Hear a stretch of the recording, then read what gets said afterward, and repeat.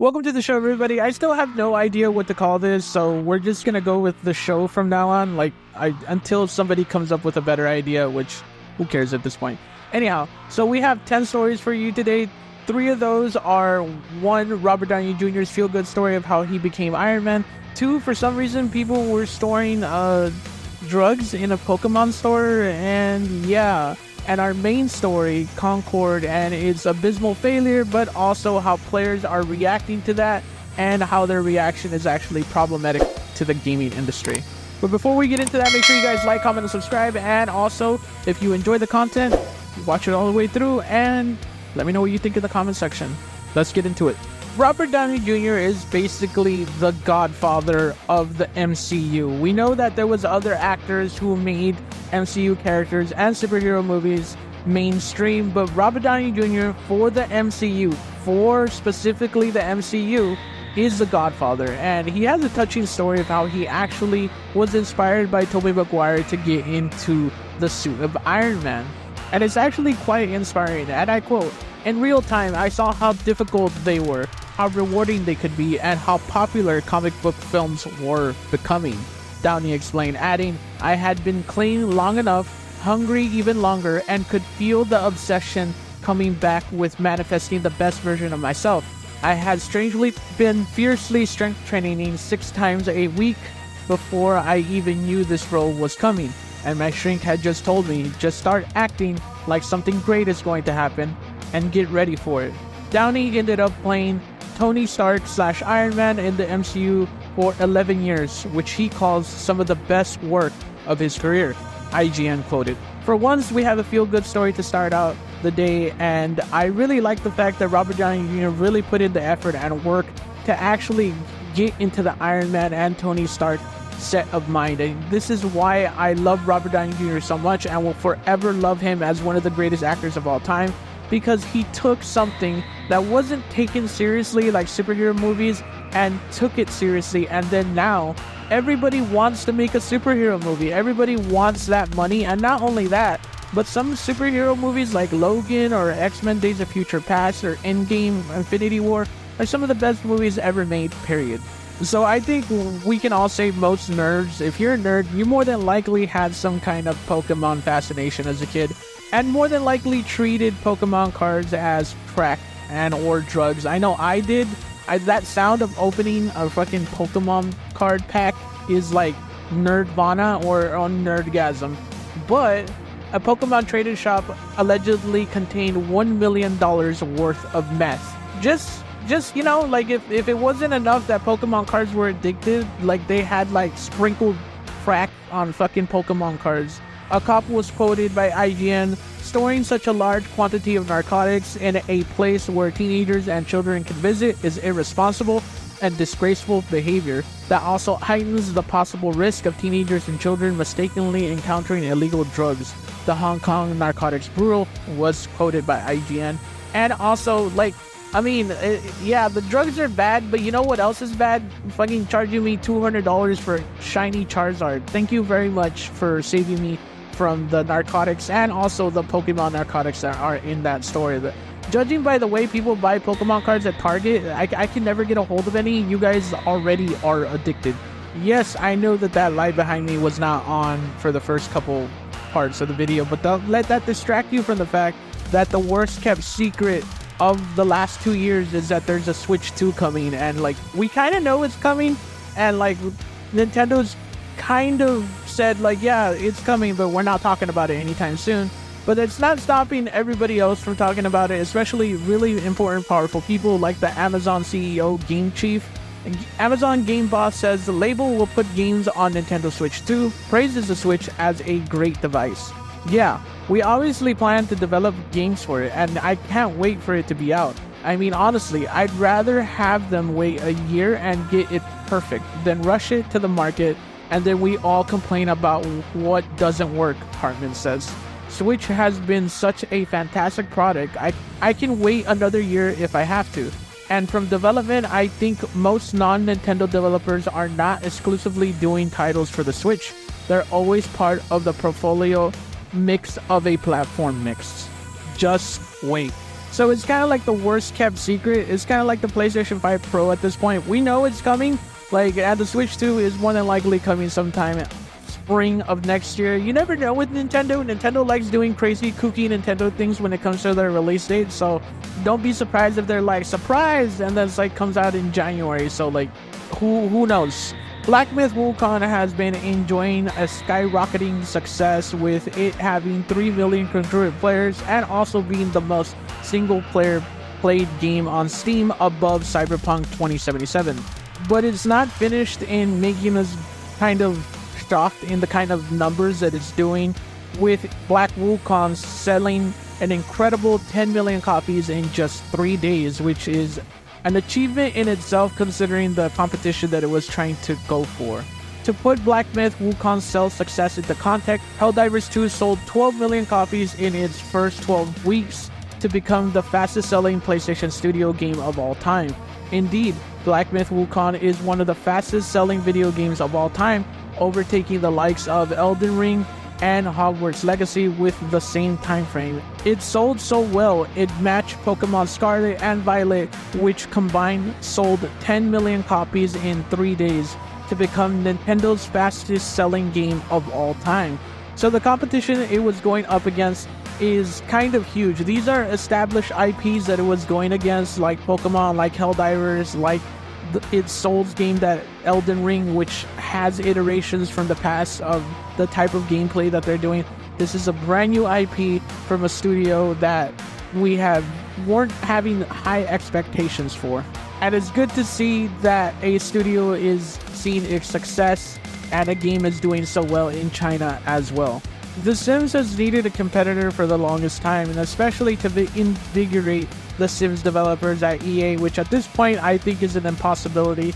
But Enoy is one of those games that I'm looking forward to see if it can compete with the Sims and to see if it can do good. And it's a South Korean developer studio, which has been a thing that's been coming up a lot recently, and people were wondering, is this coming only to PC or is coming to the PS5 and the Xbox S and the Series X? Krafton has captured the attention of the Sims fans with a free Enoy character creator demo available to download on Steam until August 25th at 9 p.m. Which, by the way, if you're watching this, you're shit out of luck. You're more than likely not going to be able to play that anymore unless you pirate it. But many are wondering if, like The Sims, it will ever move beyond PC and come closer to console. Fans will be relieved to hear a console's release is likely, as a frequently asked question segment of Enoy's Discord, operated by Krafton itself, states that the game is currently on PC Steam and is later expected to be on consoles like PS5 or Xbox. So more than likely this will come. We don't know when. It could take a couple months, it could take a year, but it is coming to consoles. So and a breath of air for everybody who was hoping to play this on consoles, and I hope this game does really well. So if you've been hearing about this mysterious game Deadlock, which we covered last week, of this mysterious game that Steam is working on that they don't want anybody to know about, but at the same time are letting players just share the game with anybody else, that game is finally acknowledged by Valve with a store page and official announcement. Valve is finally ready to take the wraps off of Deadlock, its not so secret multiplayer game that thousands of people have been playing for weeks. Throughout August, Deadlock has slowly been gaining attention and player population via the system of invites, with existing playtesters able to invite their friends. As a result, it quietly amassed thousands of players, reaching over 18,000 concurrent players mid-August and climbing to over a peak of 44,000 players earlier this week. However, despite the game being generally available to everyone who knew anyone else playing it, a splash screen at the start of the game asked players to not share anything about the game with anyone.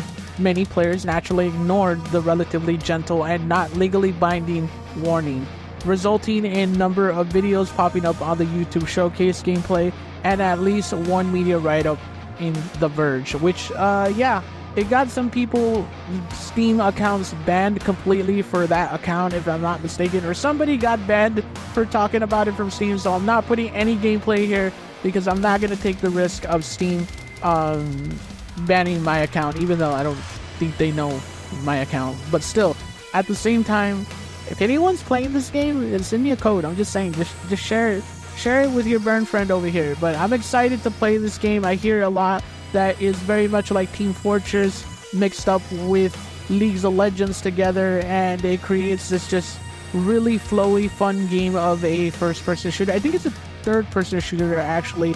I haven't seen much gameplay since Steam is kind of taking down those videos, but I really look forward to play. And again, send me I need a code, like, for reals. I want to play, like, burn power over here. So if you've been wanting to use your PlayStation Edge DualSense, it's more than likely not been able to work the way you want it to, but PlayStation has officially made an accessories app that lets PC players fully utilize the DualSense Edge controller. This includes the ability to create, edit, and switch between custom profiles on PC, the same as players with a Dual Edge can already do on the PlayStation 5. This allows different configurations and settings to be applied to, for example, a first-person shooter at the touch of a button compared to a racing game or a platformer, which is really good. I mean, we already have apps. I have an app already to use the controller on my PC, but like, it's nice that PlayStation finally, like, took like 6-7 years for them to do this, but to be able to use the DualSense, just plug and play, and it worked really good with the different settings like other programs do that I've already paid for. But give credit where credit is due. This is really cool, and I hope it's not as glitchy as I believe it's going to be, considering that it's made by PlayStation. Even though some of their games are really good, their apps are sometimes leaves a lot to be desired. So if you don't want anything to do with the Deadpool and Wolverine spoilers, then you might move away, even though they kind of feature it in the trailer at this point. But I understand if you don't want to, so just skip ahead and don't watch this video if you don't want spoilers. But Deadpool and Wolverine's deleted scene shows Gambit lives, teasing potential future in the MCU. Reynolds tweeted a clip showing Gambit played by Channing Tatum in the aftermath of the movie battle. The camera zooms in on Gambit's face to reveal one of the most MCU famous universe-hopping portals, or a Marvel sparkling circle as Deadpool jokingly calls them, reflected the much-loved X-Men's eyes. So Ryan Reynolds has essentially teed up the ball and has given the ball to MCU to just knock it out of the park. If they really want to make this MCU movie, they can make it happen. And given how good Channing Tatum was as Gambit, I'm looking forward to it. He did a really good job. I think he did a great job with the accent. He did a great job with how actually acts and actually took the character serious. So I really hope that they give this movie a chance. The movie really needs to be made at this point. It's been teasing us for the longest time, and I hope that this movie is made and Channing Tatum's dream is finally fulfilled. Sonic the Hedgehog fans be some crazy fan base, and I'm pretty sure they were excited and as feral as ever when it came to the first Sonic the Hedgehog 3, which featured Keanu Reeves as Shadow the Hedgehog and Dr. Robotnik's father, and a whole bunch more. And I quote from IGN, "Shadow, it turns out, is too much for Sonic's, Tails, and Knuckles to handle, so they recruit a former foe, Jim Carrey's Dr. Robotnik, for help. Dr. Robotnik looks a little worse for the wear following his exploits in the previous 2 blockbuster films, but it's not long before he's up for the challenge of saving the world on one unrevealed condition." Sonic the Hedgehog 3 hits cinemas December 20th, 2024. I'm really excited for this film. I know, crucify me, I still haven't seen the first 2 Sonic the Hedgehog movies, but I'm so glad that these movies are successful. They make $500 million, and I really hope that this movie makes $1 billion, because the franchise deserves it. The fans have come out and actually supported this movie and have criticized this movie properly to make this movie become as successful as it did. And I hope that Keanu Reeves being in it, alongside with Jim Carrey and all the other characters that are in it, really brings this up to at least close to $1 billion movie. I'm really excited. Again, the movie hits theaters December 20th, 2024. So Concord was low-key a game that I was looking forward to and still really want to play, but because of some of the things that happened with its disastrous launch, I'm probably never going to get it, and this is the reason why. Sony's live server shooter Concord debuts to a tragic 697 concurrent players on Steam. Now, you didn't hear incorrect. It wasn't 697,000, 697 people, individuals are playing the game currently right now on Steam. Not counting the people that are playing on PlayStation. It is a top 5 most sold game right now on PlayStation. But it doesn't really matter because PlayStation doesn't really reveal how many players are concurrently playing on their anything for that matter. Sony's live service shooter Concord, available on PlayStation 5 and PC, has debuted to a tragic 697 peak concurrent players on Steam. Data from a player tracking website, SteamDB, reveals Concord, which debuted on August 20th, 2024, the $59.99 Deluxe Edition, or the August 23rd through the $39.99 Standard Edition, had a peak player count of 697 on August 23rd. Helldivers 2, another live service game from which Sony launched in February 2020, hit a peak concurrent player count of 1,555 during its opening weekend. The finals hit 242,000, and even Suicide Squad Kill the Justice League, which was dubbed as a disappointment by Warner Brothers Discovery boss David Zaslav and caused a $200 million hit to revenue, debuted with 12,786 peak concurrent players on Steam. Concord is just 5% of that number. So this overall launch of this game is a complete disaster, and it's partly on, not partly, it really is on the majority of Sony launching it between Black Myth Wukong and also a giant game like Star Wars Outlaw. That is not fair, and neither is it good thinking by PlayStation. And to be honest with you, I think this is deliberate by PlayStation. I don't think they care about their live service games. At least this one, it shows me that they really didn't have much faith in this game. But the thing that really gets me about this game is the people who hate on this game.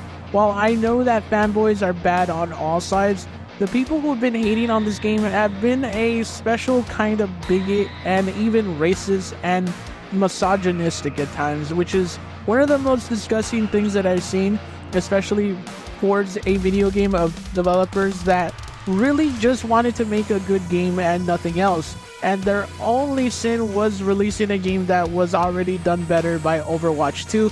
And not only that, but was really not trusted by Sony or given any good faith that this game was going to be treated in any way possible. While the art in this game is really fugly and kind of not aesthetically pleasing, I kind of know what they were going for a 70s sci-fi shooter, but at the same time, people really need to relax when it comes to the insults that they're doing towards these developers and the people who just put their passion behind it. I think most developers behind games have good intentions. I think that they want to make a really good game, but it isn't always in the roadmap of the bumps that come with game development, especially since this game was in development for almost 8 years. But it doesn't always meet the roadmap of what is going to be made by their overlords, which are the corporations that kind of make or break the game. Regardless of how ugly or how nice the game looks, PlayStation could have marketed this game better. PlayStation could have made this game free to play but decided to make it $3.99, and PlayStation could have also not sandwiched it between the two biggest games of the year, which I think that people should cut some slack to the developers on any platform.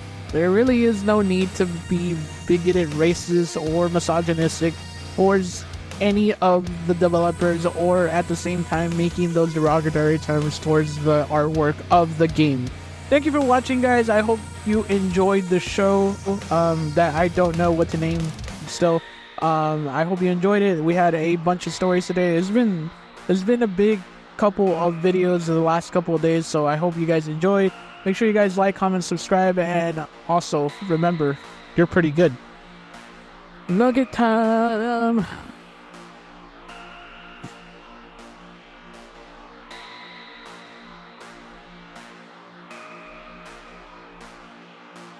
By the way, guys, all these videos are quoted from IGN.